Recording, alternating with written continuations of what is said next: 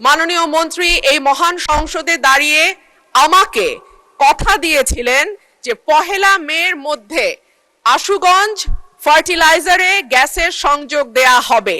এরপরে আরো 1 মাস 3-4 দিন পার হয়ে গেছে মাননীয় স্পিকার, এখনো আশুগঞ্জ ফার্টিলাইজারে গ্যাসের সংযোগ আমরা পাইনি। গ্যাসের সংযোগ আছে, সরি, গ্যাসের সাপ্লাই আমরা পাইনি।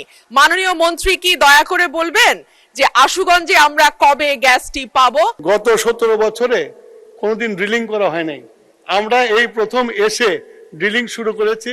আমরা আশা করি ইনশাআল্লাহ আমরা গ্যাস পাবো। গ্যাস পাওয়ার পরে আশুগঞ্জ ফার্টিলাইজার, যত ফার্টিলাইজার ফ্যাক্টরি আছে সব ফার্টিলাইজারে আমরা সংযোগ দিতে পারবো। ধন্যবাদ। মাননীয় মন্ত্রী, আপনি কিন্তু সংসদে বলেছিলেন 1 তারিখ থেকে গ্যাস যাবে,